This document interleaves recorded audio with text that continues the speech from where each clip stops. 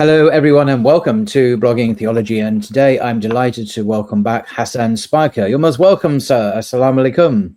Walaikum assalam, Paul. Thank you. Lovely to see you as always. Lovely to see you, sir. Lovely to see you. I love your green hat as well. Is it called a fez, or is that the Turkish variety? I think it's a fez. I'm not really sure, but it's a lovely hat. It is very fishing. Okay. For those who don't recall, from because Hassan is a regular guest, he is a philosopher and second-generation Anglo-American Muslim. He spent 12 years studying the Islamic intellectual sciences in the Muslim world and subsequently obtained degrees in philosophy and philosophical theology from the universities of London and Cambridge, where he is also currently completing his doctorate. Good luck with that. He is the author of many works, including Things as They Are, Nafs al-Amma, and the Metaphysical Foundations of Objective Truth, The Meta-Critique of Kant and the Possibility of Metaphysics, and the Hierarchy and Freedom, an examination of some classical, metaphysical, and post-Enlightenment accounts of human autonomy, published in 2023.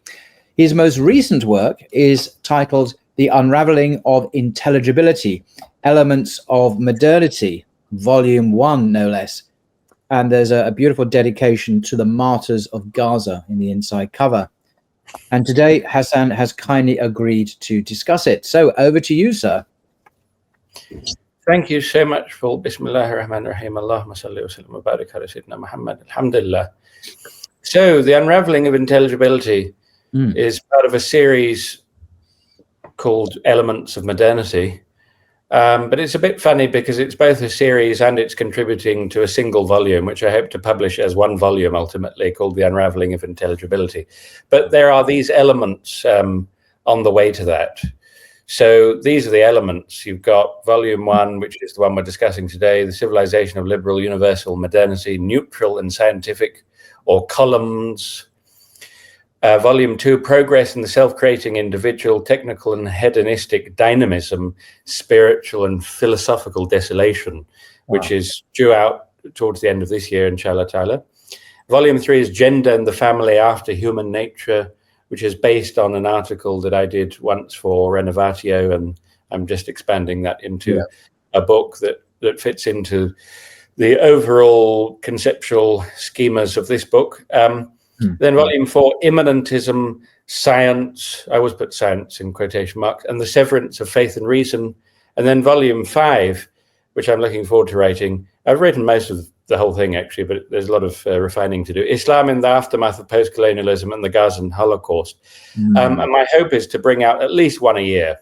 There may be a year where I manage to bring 2 out, you never know. So today we're discussing this one. Oops. Yeah. Oh, like that. Yeah. This one, which has been out for a while now, about 6 months or so. And I'm just going to launch straight into the opening passages of chapter 1. And then just because I want to introduce this kind of core theme of this idea of this universal neutral civilization, which I think is so important for us to get to grips with as Muslims today, because I think we're also affected by it. And then I'm going to kind of back up to the preface a little bit, and then I'm going to show some of the applications of these ideas in various chapters. And one of the things I want to do in the middle, although I'm not going to go into great depth, is to show the kind of organizing conceptual rubric of the whole book, which I call the 5 severances. And we'll go into exactly what those are, but the importance of the 5 severances is it's exactly my justification for why I say modern Western civilization, which the whole world is adopting now with such alacrity and enthusiasm, is not neutral. Well, why is it not neutral? It's because the West very idiosyncratically developed in the period of early modernity in terms of these 5 bifurcations. That's why modern Western civilization has the distinctive shape that it does, even though it's becoming so ubiquitous that it's becoming almost the air that everyone breathes. And we often scarcely notice that it's even there, that it even is a distinctive civilizational shape amongst other possible shapes. But we just tend to think of it as, well, that's just modern, neutral. That's just the way the world is. I mean, you know, we've developed, we're modern now. Whereas in fact, it developed in the way it did in order to try to provide solutions to, again, very idiosyncratically European, in fact, because it was before America happened, European problems and tensions and major social crises and religious crises and so on. But before we get to all that, I'm just going to launch straight into reading a little bit of chapter 1. So chapter 1, we can no longer see it because it has been victorious. The globalized triumph of post-Enlightenment modernity. As the first few decades of the 21st century draw to a close, the triumph of post-Enlightenment modernity is most tellingly revealed by its invisibility, by its universal invisibility, which is just what I was talking about. This postmodern descendant of the Victorian civilization of necessary progress has become the civilization, for there is nothing left to contrast it with that is remotely intact. And so we no longer see it because it has been victorious. And this phrase is from Nietzsche in his genealogy of morals. And yet, alongside the plot line of Western triumph, which today approaches its end, its denouement, a simultaneous dramatic inversion of the expected course of events has transpired, indeed a twist, in which the radical failure of the universalization of that same post-Enlightenment modernity becomes every day more starkly disclosed, as entirely unexpected backstories come to fruition and begin to yield the most blindsiding of dramatic peripeteia, which are just twists, but I didn't want to say that twice in one sentence. And as we will see as our story unfolds, the most significant of these is the metaphysical challenge of Islam, which after 2 centuries, so this is the kind of twist in the story of Western triumph, which after 2 centuries of relative obscurity now re-emerges wholly unscathed, to the great consternation and perplexity of those who had aspired to bury it, and who were indeed able to convince themselves that they had been able successfully to do so. The imperial civilizing proselytizers of the 19th century wished to remake the world in their own image. And here's an example of them remaking the world in their image. And in the 21st, it is scarcely possible to elude the conclusion that this superficial goal has been achieved with a more terminal sense of finality than even those most presumptuous of peoples, the Victorian missionaries for modernity, could have presumed to expect. So you see here Prince Victor Duleep Singh. This is late 19th century, and this is just chosen rather more or less at random, just to illustrate literally the beginning of this process by which whereby Western dress, Western manners came to be viewed not as, well, me dressing up as a Westerner because it's an idiosyncratically Western dress, but just the appropriate dress of a civilized man in the civilization.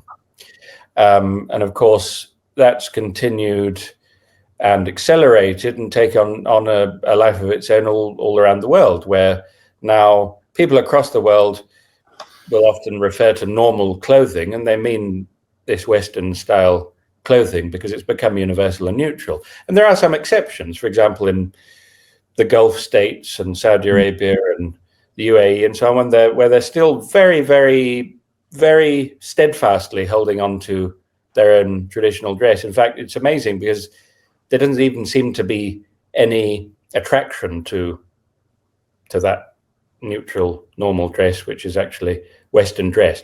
So it hasn't gone absolutely everywhere, but it's just one of those things that, you know, like the kind of flattened placelessness, the technocratic IKEAization and McDonaldization, Starbucksization of the modern Islamic city. It's one of those things we tend not to notice that, well, hold on, why is it like that? And the dress is another thing like that. A quite total rooting out of opposition to post-Enlightenment universalism on the level required for the perpetuation of that image has ensured that the adoption or imposition of the ensuing brand of intellectual and cultural universality across the world has been total. Yet some will immediately find themselves protesting that this is all quite wrong, and yesterday's news. To the contrary, as we will soon discover, post-colonial liberation is indeed itself no more than one of the more pernicious forms that this invisibility has taken and continues to take. So what some of those people will say, and it's a very widespread view today, is that no, it's not. That's all old news in the sense that we've been taken over by the West and so on, because we've undergone a process of post-colonial liberation, which is ongoing, where we've reasserted our independence. We've reasserted our traditional structures. We've taken what we want from the West and we've left behind what we don't want. So post-colonial liberation is itself no more than one of the more pernicious forms that this invisibility has taken and continues to take, in which we no longer see it because it has been victorious. Alongside neutral science, the criterionless sovereignty of the individual over body and mind, and a plethora of other poison vacuities, ever sweet and beguiling, which erstwhile overlords of lands far distant from their own have implanted therein steadily over the course of 200 years. This process continued until these implants came to be so successfully and independently disseminated by convinced victims from the ranks of the colonized and now their descendants, that active implantation on the part of the colonizer or their descendants became largely superfluous. So these ideas, like the idea of neutral science, it's not Western science, it's not scientific revolution in Europe science, it's just neutral universal science. Then this idea of freedom, yes, freedom's a wonderful thing, of course. I mean, of course it is a wonderful thing, but what do we mean by freedom? That's the problem. But what's usually meant is this criterionless sovereignty of the individual over body and mind, this kind of million sovereignty, which is quite arbitrary. It in fact quite dogmatically precludes. It doesn't only not have an objective criterion for what you choose, it dogmatically excludes the possibility of an objective criterion. That is, it is precisely the subtler but no less emphatic form that post-Enlightenment hegemony has taken in the aftermath of overt colonialism that creates the treacherous illusion of the destruction of that hegemony, an illusion that, of course, only reinforces its ascendancy to practically the most unyielding degree conceivable. Indeed, this hegemony has become highly adept at carrying off a truly redoubtable feat, that of artificially situating the affirmation of local particularity and the disavowal, this kind of postmodern, post-colonial, postmodern disavowal of post-Enlightenment universality, and they're quite right to disavow its universality, within a covert affirmation of that universality. That is, by affirming this post-Enlightenment universality with the underlying assumptions of the discourse in the very same sentences in which they deny it with the explicit form of words of their discourse. And here are some examples. One endlessly hears, for example, we need to implement modern education in our developing country. So we've already got two red flags there, modern and developing, so that we are no longer enthralled to our former colonizers, and so that we're able to finally take our rightful place as an independent nation state. More red flags, independent state. Exactly. And as equal partners in the international community. In what way precisely is subordinating oneself wholesale to the knowledge structures and political systems of one's former overlords not to be enthralled to them? Or, say, bringing a majority of women into the full-time workforce compels society to recognize the hitherto untapped physical and mental capacities of women, thereby creating a strong, independent nation and liberating our country from languishing in subjugation to the West. And that was not said tongue-in-cheek. That was meant seriously. Yeah. Well, this is what one endlessly hears. And it's all because of this deep-set assumption of the universality and neutrality of modern civilization. A classic case of petitio principii, or begging the question, in this case of assuming the superiority of modern, i.e. Western post-Enlightenment social institutions, political structures and conceptions of freedom, which were all of the things which were invoked in those two examples, without ever troubling to critically examine the content of this assumption, let alone prove it.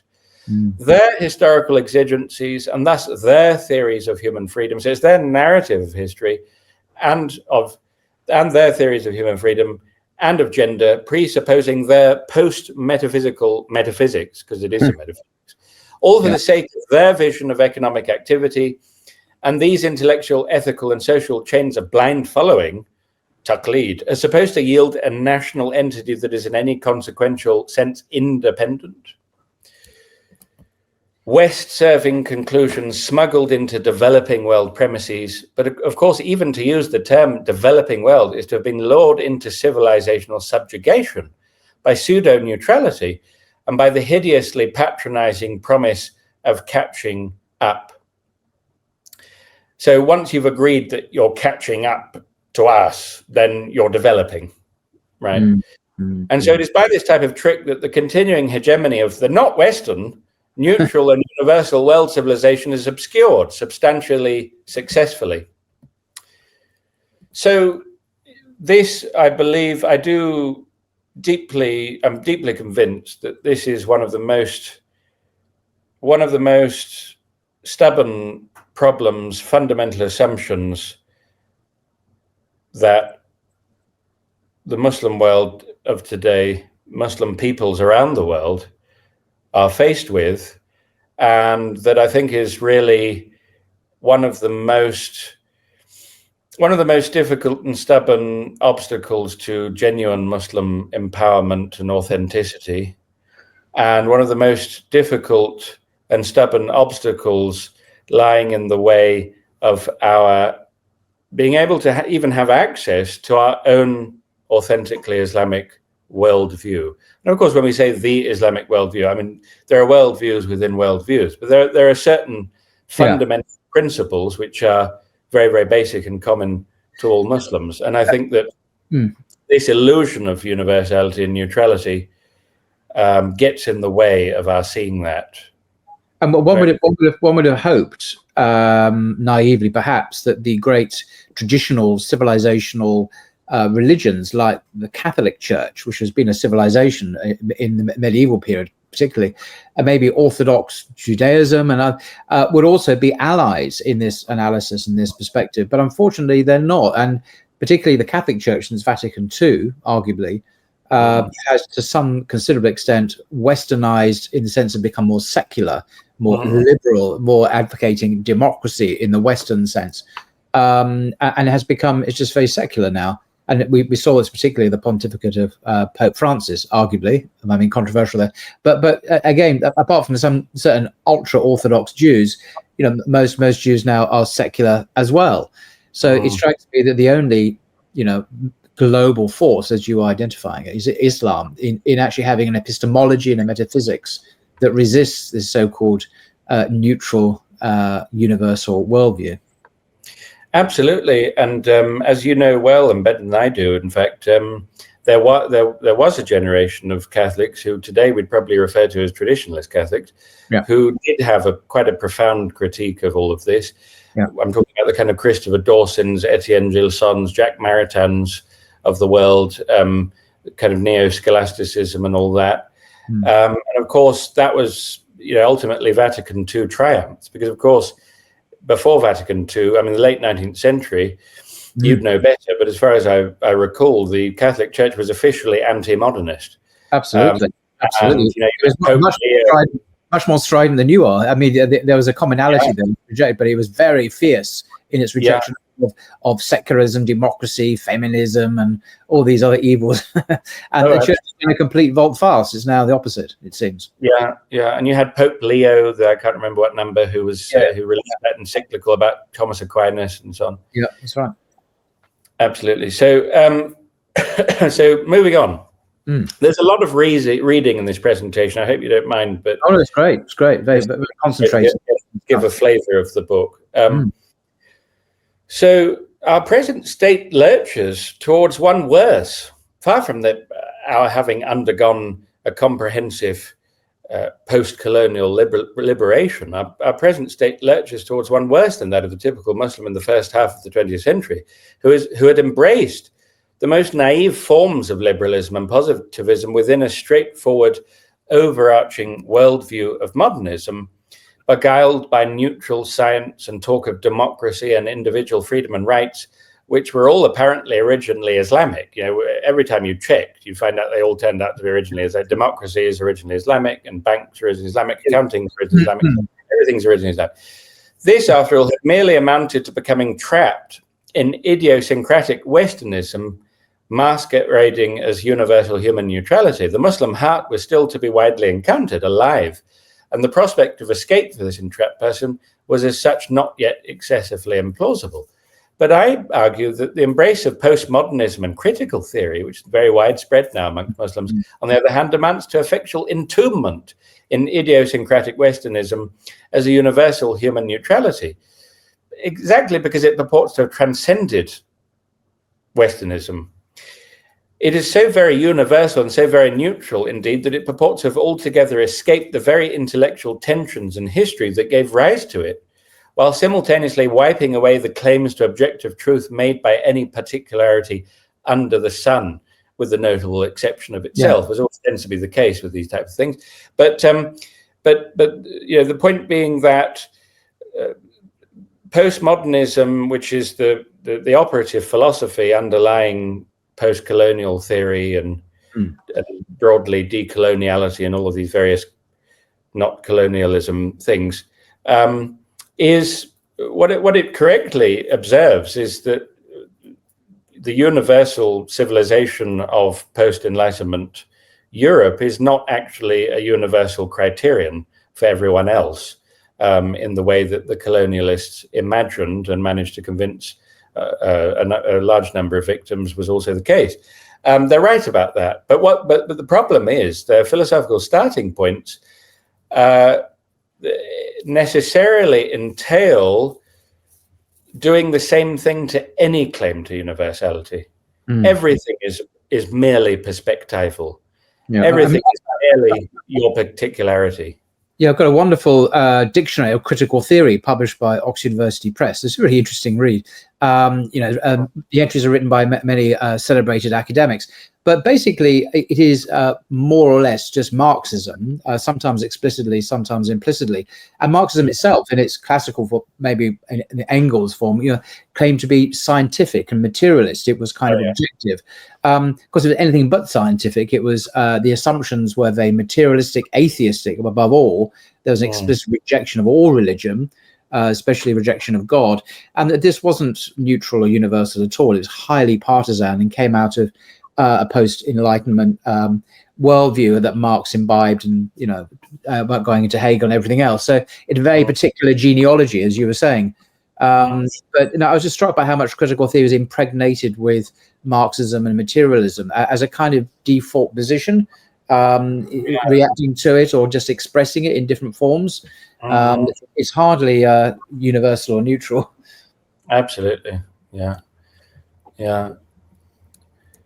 So how does he escape from this adamant illusion of neutrality? The one who firmly believes he is critiquing Western hegemony, like these critical theory people that you're talking about, when he is in fact amongst the very most effective agents of its nihilistic critique of knowledge, and thus implicitly of the destruction of the integrity of his own particularity, let us say Islam, or whatever little that is left of it for such a person, and indeed of any particularity, even in principle. The only means of escape from such a labyrinth, perhaps, is to recognize that this state of affairs does not represent the inevitable shape of inexorable progress, but rather the product of very particular patterns of philosophical representation, the ascendancy of which history reveals was and is drastically contingent, indeed ever on a knife edge. That is to say, a dominant civilization whose ascendancy could very well never have transpired at all.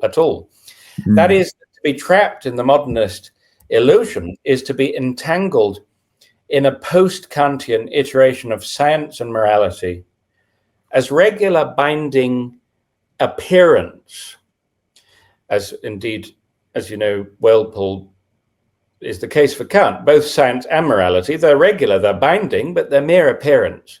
And yet mere appearance nonetheless, whereas to be caught in the postmodernist illusion is to have been buried in the anarchic aftermath of the absolutization of phenomena post-Hegel, which itself arose as a means of flight from the dismal results exposed by the metacritique of Kant.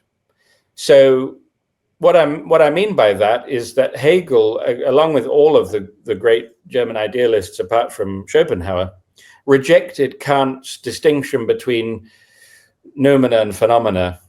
And they saw that rightly as a fundamental contradiction in Kant, because he claims to have knowledge of an unknowable world of things in themselves, basically. And then he ascribes various categorical properties to it, like having causality, because it caused appearances. So they saw this as a really fundamental foundational error in Kant's reasoning. And their solution, because they were nonetheless highly influenced by Kant, their solution is basically to take the overall outlines of Kant's idealism, but just get rid of the subjective idealism bit and turn it into absolute idealism, in the sense that the real is identified with the rational, and simply the immanent appearances of rationality writ large, as in not my rationality or your rationality, but rationality as the process governing appearances and giving form to appearances and structure to appearances, to consider that to be things in themselves. So what Kant were just appearances, for someone like Hegel, becomes objective reality. That's it. There's nothing behind it. The appearances are reality, right? The appearances, insofar as they can be mapped out by the dialectical procedure and so on, and spirit unfolding itself through the tumultuous events of world history until it becomes fully free via the Protestant Revolution, in really specifically mostly in Germany, but indeed all over the Western world. So that's what I mean by the absolutization of phenomena. So what Kant was saying is phenomena is not absolute. It's actually just projected by our cognitive apparatuses, and it doesn't provide us with genuine knowledge of things in themselves. And we're just stuck with that. Or these inaccessible things. Well, how can you know this reality which we cannot speak? Nevertheless, he posits its existence. It's quite. Nevertheless, posits existence, and Hegel and his ilk see this as an unforgivable sin. It's an unforgivable inconsistency. But their solution is simply to absolutize appearances, in the sense that there's nothing beyond. There's no levels of being beyond. There's no hierarchy of being underlying all of which is God himself, for example.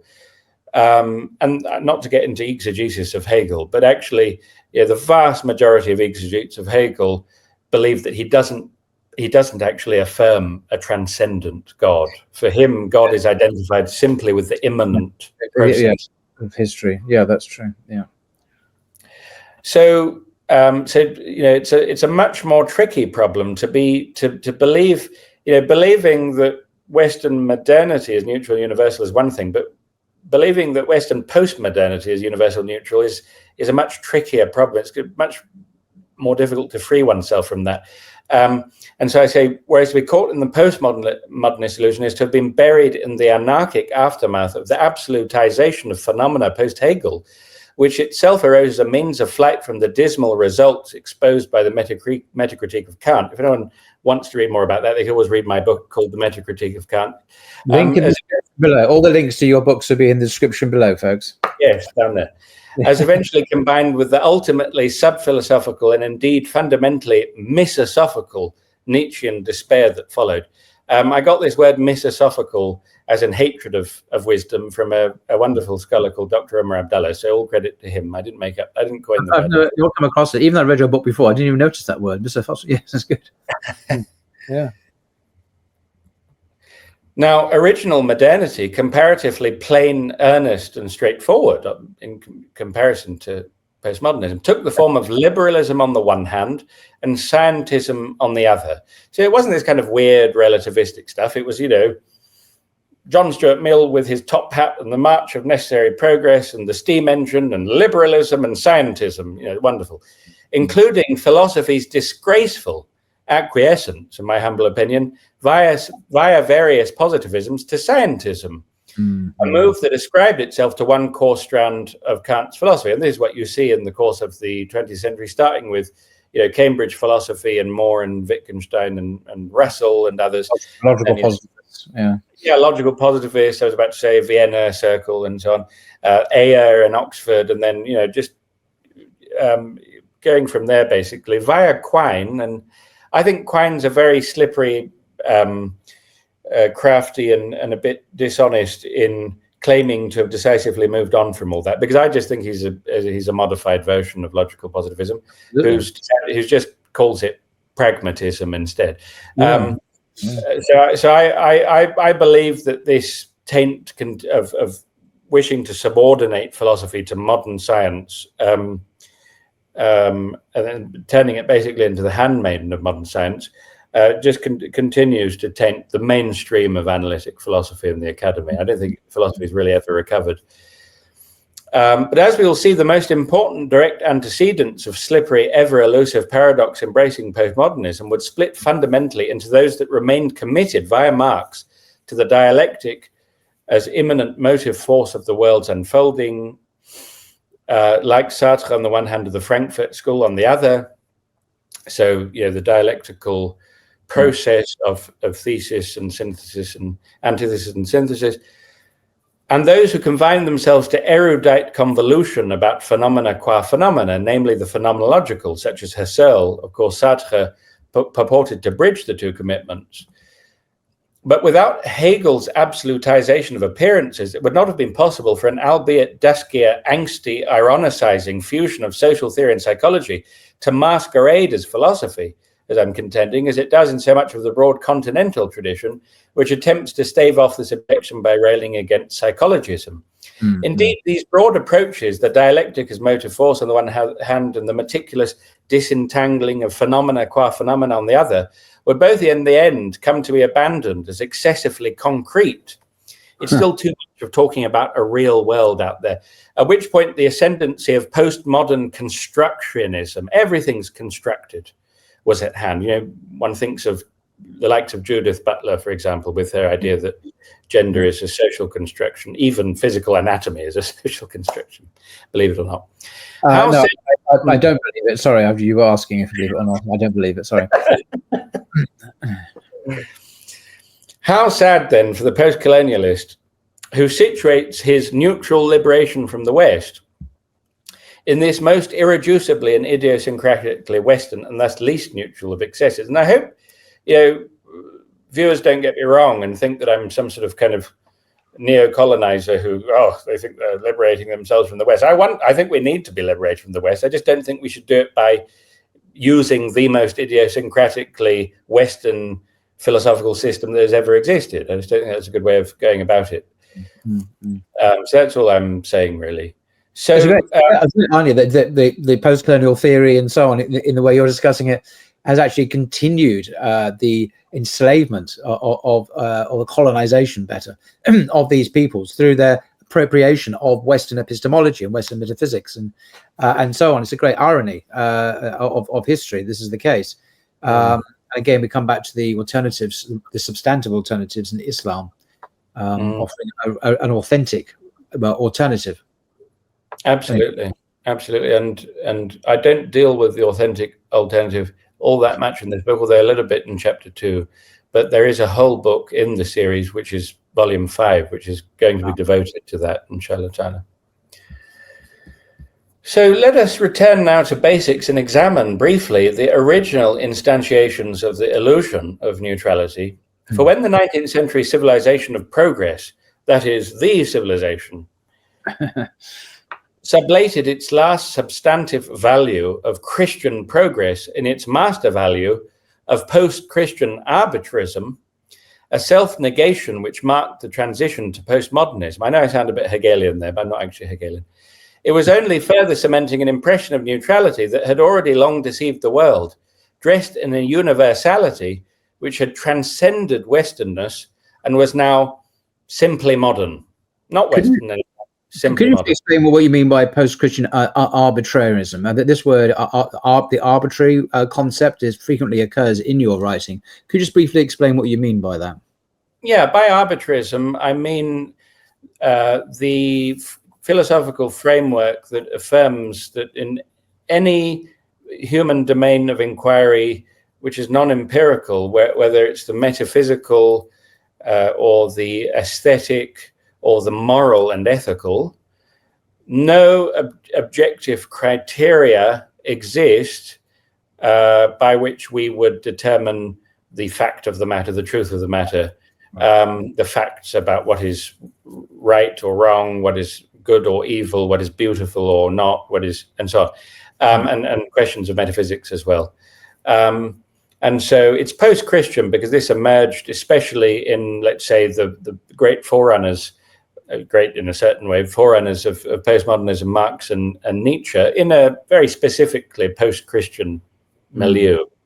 And this, in a way, it replaced this, what came to be seen as a rather naive view of Victorian view of progress, you know, the kind of Rudyard Kiplings and Macaulays of the world. You know, the Whig view of history, which is kind of, you know, progress towards an ultimate enlightened liberal society. Yeah, thank you for mentioning that.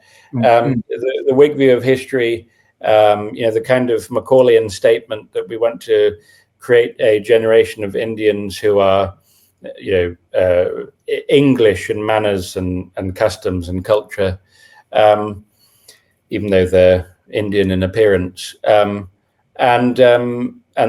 know, Rudyard Kipling's writings and poetry about civilizing the native and the white man's burden and all that stuff. So that was widely rejected by the advent of this, what you can broadly call, for the sake of simplicity, postmodern turn. And so you had various types of anti-colonial movement, very many of them inspired by Marx, actually, exactly. Who again, they wanted to free themselves from this kind of Victorian chauvinistic civilizing the world savior complex, but they actually did it by introducing a subtler form of messianic Westernism. Okay, thank you for that. So, you know, there's so many examples of this because they're absolutely everywhere. But take just one: the Indian classical liberal, well-known writer Gutran Das, who is only exemplar, who, you know, viewers can obviously look up and on the internet and see just how much of he really does look like a highly enlightened classical liberal, who's only exemplifying a ubiquitous sentiment to be encountered from Danzu to Delhi to Delaware and everywhere in between, where when he tells us our continuing inability to distinguish between the modern and the Western is surely the cause of some of our grief. If we could only accept that a great deal of modern Western culture is no longer the property of the West, but a universal critical way of thinking that belongs to all rational civilized human beings, we would not suffer quite as much. So again, it's the implicit claim that actually what emerged from the West, this post-Enlightenment civilization, was actually, it had actually uncovered a genuinely universal form of rationality, a genuinely universal civilization, which suits us just in virtue of our human nature. And somehow they managed to transcend that particularity of being from Europe with a particular religion and very idiosyncratic religious and cultural and social civilizational tensions, giving rise to the particular solutions that did emerge. And instead, this view that somehow what they settled on as the program for humanity was actually somehow had transcended that particularity by some sort of magical or evolutionary process. It actually transcended particularity and become universal. Mm-hmm. For Das and uncounted millions of his ilk, the technological secular modernity which he acknowledges the West has created is no longer the property of its creators. In the creation of the modern world and its vanquishing of traditional civilizations, the West has begotten something that has transcended Westernness and that all human beings must adopt because it is universal to human nature. Wow. Eager to alleviate the suffering caused by our sentimental disadjustment to this firm new reality, Das assures us that though this civilization may have formerly been Western in some sense, now it is simply modern, in a universal manner applicable everywhere. Modern Western culture is a way of looking at the world and of living in the world that belongs to all rational, civilized human beings. That is, the changes must not be viewed as Western, but simply as part of the project of universal modernity, conceived somewhat vaguely, but for that all the more reverently, as a melange of technological progress, secularization, scientific maturity, and social mechanization. The warrant for belief in this universal modernity's indubitable and unique fittingness for all humanity is to be founded in the manner in which its social manifestations continue in their constitution and formation to mirror and correspond to an objectively bifurcated reality. This is why we should believe this is true. And this is the first reference we've had to the 5 bifurcations, which we'll speak about a bit in a minute. Just as the honesty, so reality is objectively split in 2. That's why we need to have things like secularization, where with this split between sacred power and political power. You need to have this, and temporal power. You need to have this split between law and the spirit. You need to have this split between faith and reason. You need to have this split between knowing subject and nature, for example. We'll talk about those. Yeah. Just as the honesty of that true mirroring of reality constitutes an evident foundation of goodness and morality, because it's good to be honest, so the ensuing manifestations of that fundamental split in reality to be construed as evidently good and moral, like these universal phenomena, electronic queue management systems, where you get your little ticket, and even if they're sitting there with no one that they're serving, you still have to wait there in line as the numbers go through until it comes to your ticket. Or tolerance of the religious other, founded upon, tolerance is good, but the one founded upon epistemological skepticism, that's something else. We can't really know who's right. You know, my Christian neighbor actually behaves better than my Muslim neighbor, but we can't really know who's right, and so whatever. Or accepting the quantitative and physical as objective and binding, but the qualitative, morality, aesthetics, metaphysics, that kind of thing, but the qualitative as just evaluative and subjective, and as constitutive of a sacred arena of arbitrary freedom that must be unquestionably protected. Right. So it's this kind of Rawlsian worldview. It's this kind of Millian worldview where people have to be left without let and hindrance without interference to get on with defining their own vision of the good, arbitrarily, completely subjectively, and really anyone's vision of the good is ultimately as good as anyone else's. And the government, the liberal government, is there precisely to protect that arbitrariness. These then are our convertible modern transcendentals: qualitative arbitrariness, quantitative utility, and goodness. And since the goodness can never be more than emotive and pragmatic, hence constructed, quotation marks are evidently crucial. It's not real goodness; it's just goodness. And so these are referenced, obviously, the Platonic transcendentals: truth, goodness, and beauty, which are all convertible, because everything which is true is good, everything which is good is beautiful, everything is beautiful is true, everything's good is beautiful, and blah, blah. So, everything in the world is qualitatively arbitrary, and it's quantitatively, can be utilized quantitatively in terms of quantity, in terms of the scientific method, in terms of adapting means to ends, and that is good. right? So yet again is the sheer fact of the contentiousness of this characterization of the Westernness of modern globalized culture, which most precisely demonstrates that the Western attempt to neutralize its cultural products has been maximally successful. For with the claims of neutrality and universality widely accepted as quasi-self-evident, protestations pointing out the historical, geographical, even philosophical origins of these phenomena can more easily be dismissed as obsolescent and divisive, or at the very least irrelevant. After all, these are neutral values, neutral science, neutral liberalism, and neutral human rights, as well as rationalization, that is, as broadly diagnosed by Weber, that is likewise neutral, all neutrally applicable worldwide in every neutrally modernized society. That is, these are not really Western cultural products at all, except from the obscure and superfluous vantage points of mere historical genealogy and philosophical descent, which are, of course, only interesting or relevant to academics of a somewhat pedantic, if not perverse bent. So this is essentially the beginning of the argument of chapter 1, which is that we are today, as Muslims, living under the shadow, under the reign of this civilization of universal neutral modernity, and that the first thing that's necessary is to draw our attention to that reality, to draw our attention, because the whole point is, because of its purported neutrality and universality, or its advertising itself as universal and neutral, it's managed to make itself invisible, and so we cannot see it because it has been victorious. And that's the quote from Nietzsche that we cited at the beginning.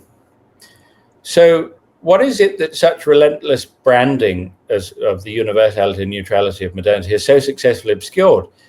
It has obscured an unimpeachable fact.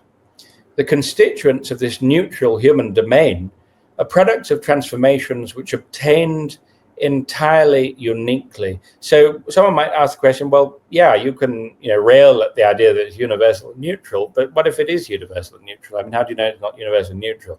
Well, this is how I know. The constituents of this neutral human domain are products of transformations which obtained entirely uniquely as consequences, often profoundly traumatic, of distinctively and exclusively native European Christian cultural and religious tensions in the reception of Pauline antinomianism. And as you've rightly pointed out to me, Paul, and I'm grateful for that nuance, that Pauline antinomianism, so-called, is not absolute. It's not that Paul was advocating for the idea that there's no form of binding morality whatsoever, of course. But just what I mean by his antinomianism is the fact that he rejected the idea that submission to, they rejected the idea of sanctification by submission to a detailed, revealed law. The Torah, in his case. Of the Torah, yeah. So in their reception of Pauline antinomianism and of render unto Caesar, so this secular principle, to cite two of the most consequential examples, engendering in the fullness of time the Protestant Revolution, the separation of faith and reason, the bifurcation of nature and knowing subject, the severance of morality and ontology, the rending asunder of hierarchy and freedom, each split solely offered, indeed solely even making sense, solely intelligible, insofar as it constituted an alleged solution, a putative solution to those idiosyncratic tensions. That is to say, the rhetorical appeal of the speciously universal aspects of Western modernism and postmodernism, neutral science and arbitrary individual freedom, obscures the underlying intellectual lineage that can alone make authentic sense of their real nature. Now, look, if people still want to adopt that civilization, go for it. It's none of our business, and they're more than welcome to do so. But I think that people should at least be informed about the intellectual lineage, the genealogy of this dominant civilization of today. Can I just ask a question? Your experience at the academy at Cambridge in philosophy. Obviously, you're aware to these issues distinctly Islamic, but is there a non-Islamic, say, traditional Christian or other philosophical discourse or paradigm that is broadly congruent with what you're saying, or broadly sympathetic, or is this very much you're the lone ranger here? And what notable figures would there be who would have similar critiques of the supposed universality of the Western view, which in fact is merely a cover for a new kind of colonialism? Are there notable figures that you're aware of? Well, I think that there are, but they would come at it from a slightly different angle to the angle that I'm coming at it from. But there would be a lot of crossover and similarities and commensurability in the content of what they're actually saying. So, for example, Brad Gregory in his the Unintended Reformation. We must show this, folks. This is the book here, The Unintended Reformation, subtitled "How a Religious Revolution Secularized Society." He's an American academic, professor of early modern European history at the University of Notre Dame in the US. And he taught at Stanford as a professor of history before. This is a marvelous book. I know you recommended it. You recommended it to me, Hasan, originally. That's how I know it. It's definitely worth reading. So he's one, indeed. Extraordinary, yeah. So, you know, what Brad Gregory is fundamentally saying is that the Reformation had these unintended consequences, as in unintended for the reformers, who would be horrified. Namely, this totalizing secularization of society, and this state of affairs, as Brad Gregory memorably sums it up, where the supreme value of modern civilization, modern liberal civilization, is individual free choice per se, regardless of what is chosen. Regardless of what, it doesn't matter what you choose. That has to be protected unquestionably. You can choose anything, as long as it doesn't hurt anyone else. And then obviously you have this very, very narrow definition of harm. It doesn't include spiritual or moral harm. Yes. So, which again would be a kind of, that would be to cramp people's freedom. That would be to place limits on people's freedom. Say, no, there's an objective criterion for spiritual moral harm. They say, no, that's all arbitrary. You that's your own inclination, your own identity, your own construction. So, you know, I've benefited an awful lot from the Unintended Reformation and Brad Gregory's analysis, although I differ with him foundationally and substantially on a number of issues. He's a committed traditional Roman Catholic, of course. So he's advocating Catholicism as a solution to this, but whereas obviously you're not. Well, exactly, not least his Catholicism, and also his kind of glowing and I think rather sentimental attitude to medieval Christianity, this kind of high point of human existence, and where everything after that is a kind of falling away from this golden age. Whereas I think that one of the most fundamental reasons why the Muslim critique is so much more powerful is because we aren't the religion that gave rise to Protestantism and thence to the modern world, because of the fundamental structural failings that existed within the Roman Catholic Church, this kind of fixed hierarchy of feudal hierarchy, which is kind of set in stone, which allowed for this arbitrary power of the Catholic Church to reign supreme over people's lives. The many abuses that took place in the church. I mean, the one that particularly irked Luther famously were the indulgences. To get time off purgatory, you just pay, pay anything. I mean, I think even a small donation would have taken off some time in purgatory. That's quite good value, really, then, if it was a small donation. Exactly. Right. Very good value. Hang on, this is error. I shouldn't be saying this. And so, yeah, I mean, I would say that far from being there were many beautiful things about medieval Christian civilization. And I feel that I've quite well acquainted with its philosophy and its music and its monastic culture. And so there's much that is very admirable, but there was also a lot which was already represented, embodied these tensions which would ultimately explode and turn into the Protestant Revolution and then into secularization. For example, one example that I always find really striking is their model, their elevation of the apex of piety, their identification of the apex of piety with cloistered celibate monasticism, and the idea that somehow the married state, although a blessed state in its own way, and it's one of the sacraments and so on, but is somehow ultimately lesser, and that there is this stark separation between, and that's actually the origin of the word secular, as you know, between the worldly people who are not priests and monks and nuns and so on, and this superior class of society. But it has its roots even in Paul's teaching in 1 Corinthians, where it's better to be like myself, i.e. celibate, he would have said. It's not entirely arbitrary, to use your word. It has its roots in Christian scriptures. Absolutely. Yeah, anyway. Absolutely. No, it's a very important point. I'm critiquing it from the angle that it's whether Paul said it or not, it doesn't align with what we know to be the truth, which is that that is not the paradigm of holiness. And Luther acknowledged this, is why he railed against it and said about this sacred vocation of the ordinary man who ploughed the field, or the cobbler, or whatever. That you could do the will of God and be close. You don't have to be a priest. You could be sanctified in your vocation as a peasant, basically. And John Calvin, his successor, in some ways, agreed with that. So this is one of the great renewed emphasis of the Reformation.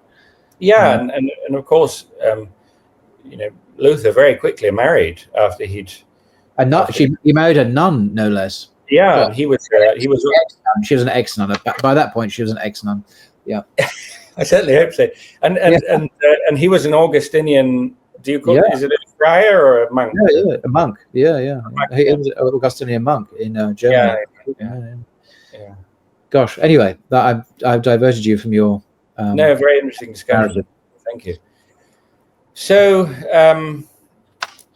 and so it is only as history is most incongruous and also most widespread anachronism and anatopism, one of my favorite words, that across the 19th to the 21st centuries, societies across the world would find themselves being structurally, foundationally remolded in accordance with the internal exigencies of a European Christian social environment devastated by the religious rupture of the Reformation, by the subsequent divide between faith and reason, the enduring bifurcation of worldly power and the sacred, and the Cartesian split between matter and mentality. And each one of these, as you know well, Paul, could be its own lecture in itself. So I'm going to leave the viewer to discover the analysis of these various in the book, in the book, which is in chapter 3, I do believe. Indeed, and click on the link below. Do get your copy. It's definitely worth having in your library and reading it thoroughly. Excellent work. Thank you. So we're being remolded by someone else's problems. They're not our problems. Why are we being remolded by their problems? We've got our own problems, not as bad as their problems, but it doesn't make sense. So we're remolded. We're remolding ourselves in accordance with their internal exigencies, and they responded to those problems and sought to move beyond those hopeless tensions by creating a civilization both bizarrely aberrant and anomalous and grotesquely dehumanizing, and yet is the direct and indeed most primary consequence of those characteristics also uniquely materially powerful.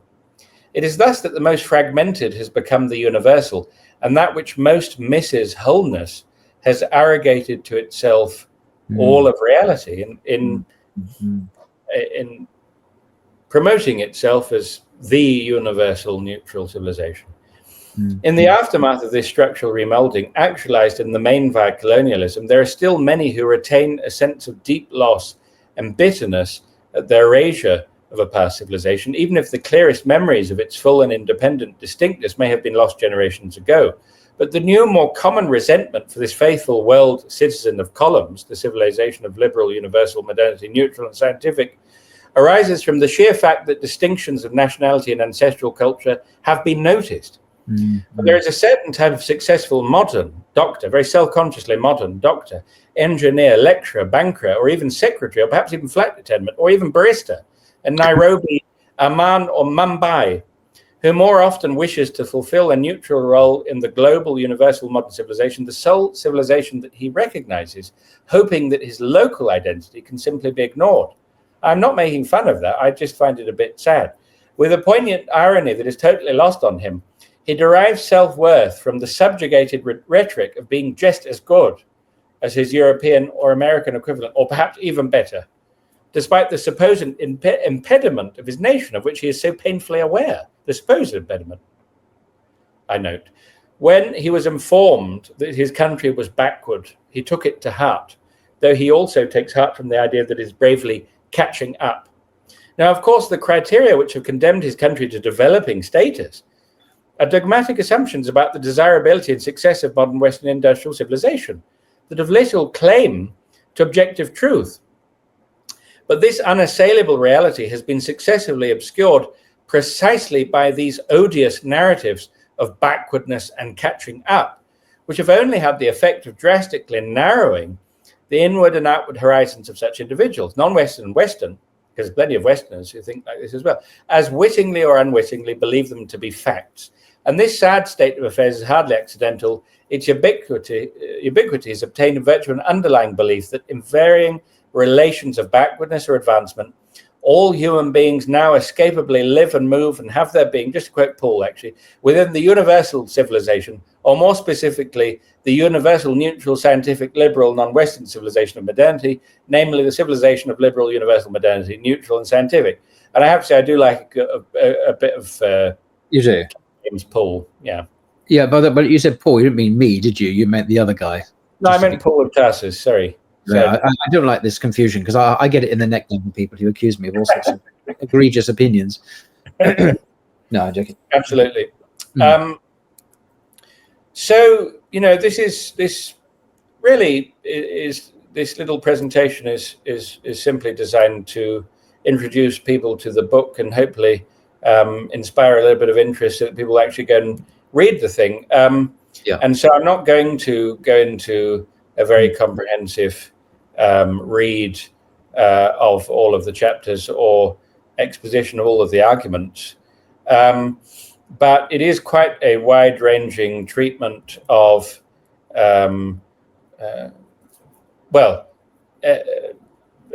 expose really of the fact that the modern universal neutral civilization is actually, although it is modern, it's not actually universal or neutral at all. And then an analysis of various phenomena within our contemporary civilization in light of what we've essentially uncovered. And so, you know, for example, 4.3, I talk about the split between nature and knowing subject in interpersonal relationships, how this has affected interpersonal relationships in our time and the nature of the internet age. At the beginning of chapter 4, I talk about how the split between nature and knowing subject and other bifurcations have affected architecture and the built environment. So they've created this kind of uniformity across the world. So there's a particular architect that you mention, I forget his name, in your book. Yeah, there's a picture of him as well. But it's what he represents in terms of this kind of brutalist kind of paradigm that's infected so much of the West. Absolutely. Just to read a very short excerpt about the impact of this severance on one of the important arenas, domains of lived experience today, across the world universally now, which is the built environment. And as I say here, architecture and the built environment. Yeah. Oops. I'll just read this little passage to just illustrate that quickly, rather than reading half of the entire chapter, as I did for chapter 1. But I thought chapter 1 was important because I just want to get across this idea of the universal neutral civilization. So by the early decades of the 21st century, the irresistible grip that the modern worldview, constituted by our 5 bifurcations, has continued to exercise upon the inward and outward landscapes of peoples outside its Western world of origin can be readily discerned by any visitor to any capital city across the world, indeed to most other cities. Anyone sufficiently aware of what is of Western origin and of what has come before, but which has now dwindled and passed from sight, perceives that these are without exceptions worlds utterly transformed. It is not the mere surface forms of life that have mutated. It is not simply the ubiquity of the multinational corporation, billboard advertising, designer brands, and identical shopping malls, regardless of where you are, fast food and Starbucks template coffee shops. It is not merely the uniform 5-star hotels and the general automized McDonaldization of life, the family living rooms with television sets at their centers across the world, everywhere, in the Islamic world, the Indian Christian world, or indeed the endless interjection of English technical and psychological adjectives and exclamations heard in everyday discourse in Arabic and Urdu and many other local languages, not just the bland jazz and formulaic classical music removed from any local setting, historical context, societal embeddedness, or productive local milieu, which fester like bad smells in nauseatingly uniform spick and span hotel foyers, clinics, hospitals, and cafes across the world. Nor has the universalization of Western contemporary decor been the only change. The Ikeization of apartments set in uniform high-rise buildings, replacing the traditional ornamentation of homes that formerly reflected religion, culture, and local urban environment. Nor even the fact that if you were to wake up in a Starbucks and find yourself unable to remember how you got there, your surroundings would in no way help you to determine which country you're in. Indeed, the same is true of most 5-star hotel rooms. Well, I'm sure that's true. And beyond the dictates of architectural ideology, this state of affairs, moreover, represents the terminus of a prudentialist quantification and monetization. Sorry, I'm slipping over my words here. Of the tumbling over my words, of the lived environment that cannot help but result from its desacralization. And then I talk about Henry VIII and the dissolution of the monasteries, and I talk about the founding of the Bank of England and the East India Company and the advent of fiat money and finance and interest finance.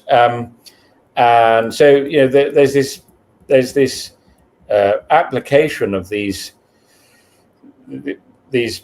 principles, these bifurcations that have, or really absence of principle that have been identified: the severance of law and spirit, the severance of spiritual power and temporal power, the severance of faith and reason, the severance of natural well-knowing, severance of morality and ontology, and the ways that they've affected various aspects of the modern world and created a world that is universal and neutral because it's been spread across the world both by military power and colonial power and by convinced victims, but is not,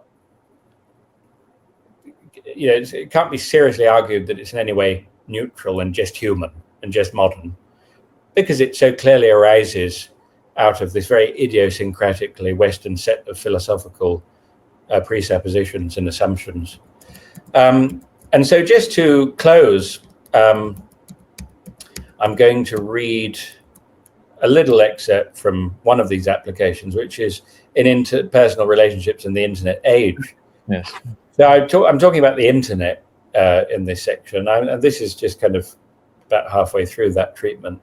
So I've talked about the positive aspect of the internet, but I say yet in its degenerate aspect, the internet allows us to absolutize one abstracted aspect of what is in reality inconveniently whole. It is a way to concretize fantasy and the imagination, not in reality, but so as to remain within the fantasy. It delivers the promises of radical arbitrist autonomy made by modernity, promises which it, however, proved unable to deliver in the actual external world. So you have this, this modern person in their pod, enchained, the subtitle says, the simulation of autonomy. And, they got their food that they've ordered to them, exactly what they want. And they're having this, this simulation experience, which is making them feel that they actually have a life through their VR helmet. And then they've got, all of these various screens telling them about their financial status and all sorts of the other. But they're enchained. They're in their pod at the end of the day. And so rather than traversing the heavens of outer space or extracting great works of art out of our purported emancipation from falsely reified human constructions. So this was the kind of fantasy of what, modernity was going to be like. Just, what's it going to be like in 2030? Yes. We're going to be colonizing Mars, and yes. It's going to be really, it's this kind of high modernity of just having moved decisively beyond the past, and there won't be any wars anymore. And but what actually happened is, an awful lot of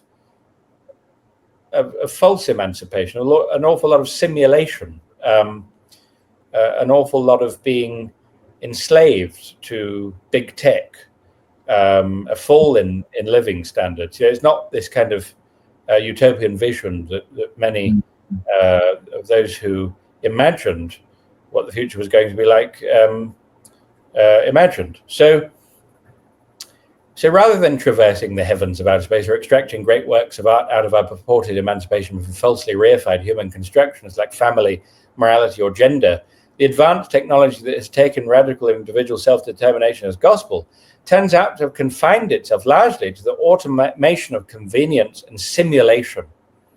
For the arbitrarist, constructivist, metaphysical voluntarism underlying this self-determination inexorably and ineluctably drags us to an ever-worsening social atomization, in which we are, the epidemic of loneliness, in which we are directed to submit ourselves to a voluntary locked-in syndrome wherein we will be safely shut in upon ourselves and our pleasures, in which the most fundamental of human needs have been systematically abstracted from the holistic interrelationships and metaphysical teloi, right? So, which is the plural of telos, but it's only the plural in English, so Greek as it entered English, that had in all previous human generations charted our paths of spiritual ascent, but that now merely depict the dismal descent promised not by transhumanism, we're going to become more than human by putting chips in our brain, Elon Musk, but by simple subhumanism, in the utterly flattened placelessness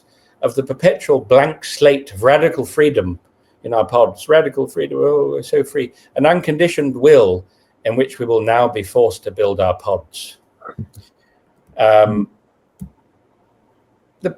picture of human society painted by doctrines of the impossibility of metaphysics, of necessary progress, of individualism, of the repudiation of human nature, is indeed desolate and forlorn. And I know I sound very, very negative. I actually love life, everyone. Don't worry. And yet it faithfully represents the precise contours of the enchained emancipation, which constitutes the central promise of universal and neutral, not Western civilization. Already, such patterns are beginning to be emulated in every world locale to successfully acknowledge the universality and neutrality of that secular modernity.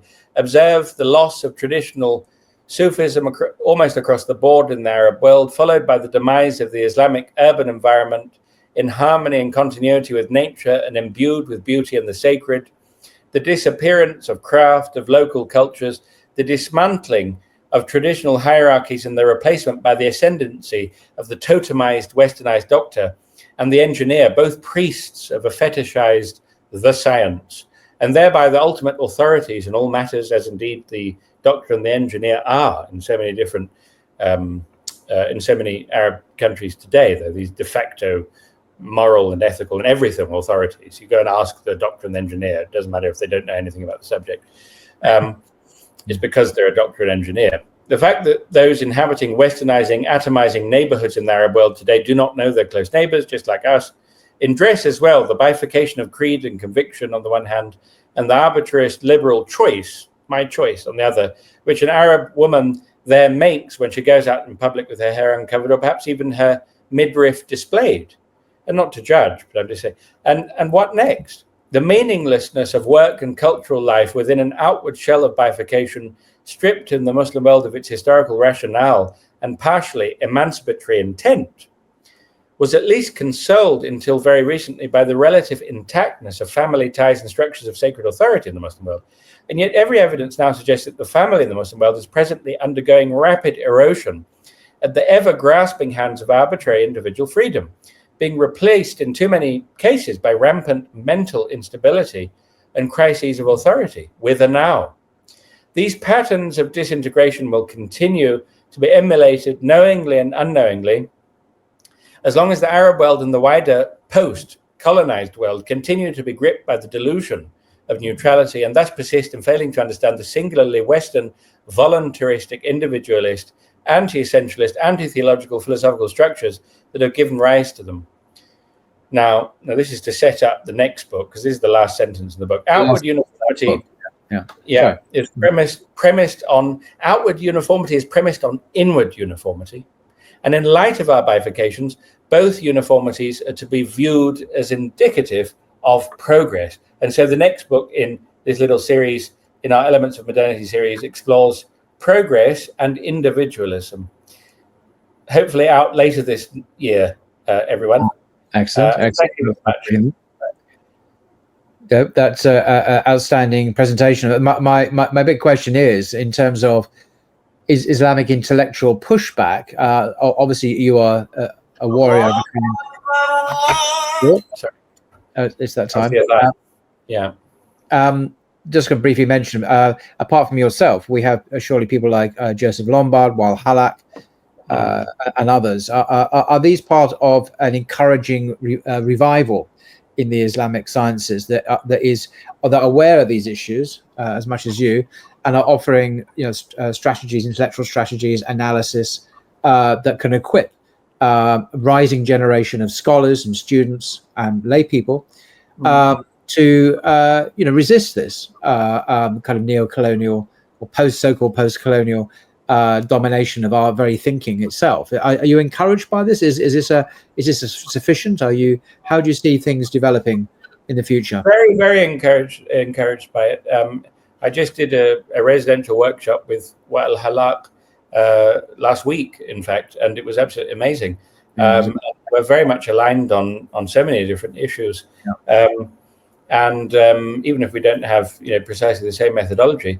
And Joseph Lombard, who I'm actually much more aligned with in terms of methodology, just because it's fundamentally metaphysical critique that he's undertaking, is doing amazing work in this regard. And he's much more specialized in this particular. I'm really in what you might call pure metaphysics more than anything else, and this is just one application, because I have a kind of not a passing interest, it's serious interest, but it's just one application of metaphysical principles.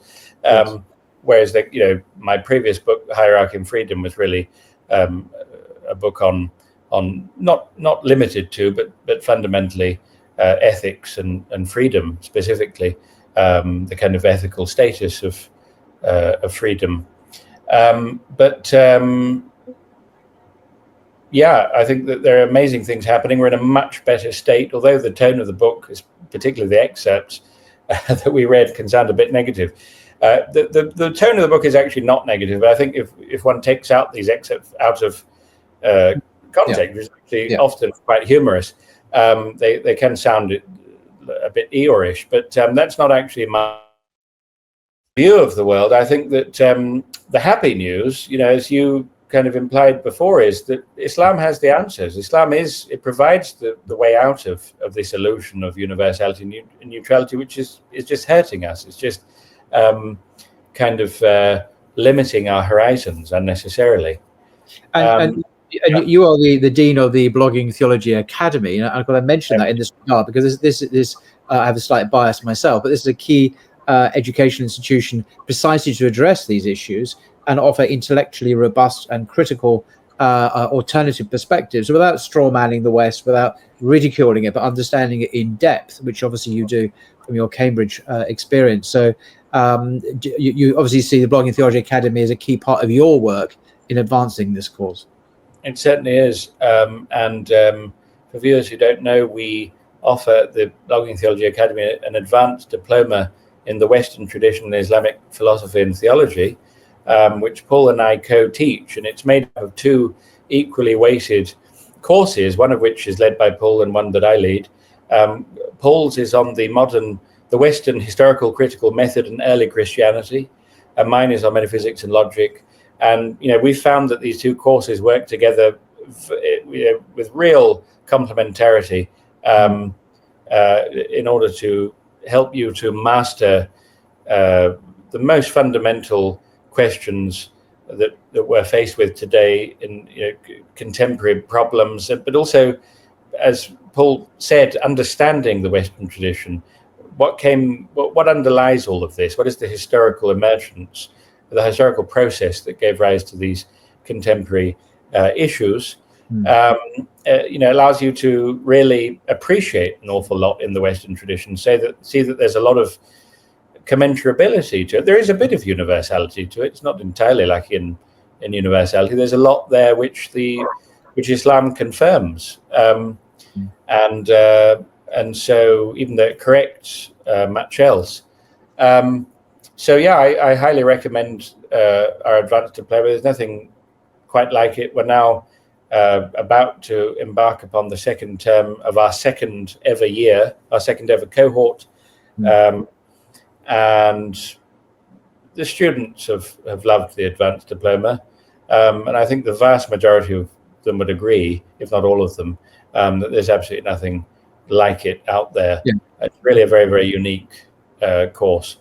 Yeah, so you check it out in the link below, along with the other links, of course. So thank you very much, Hasan, for your extraordinary work. This is the book we've been discussing, you've been narrating, The Unraveling of Intelligibility, Elements of Modernity, the first in a series. So yeah, do get hold of that. It's definitely worth a read in your own very distinctive style, I must say, which is a pleasure to read as well. Thank you very much, Hassan Spiker. We very much look forward to inviting you back again later in the year, perhaps when you have published your sequel to this particular volume, inshallah. That would be lovely. Thank you so much, Paul. Right, take care.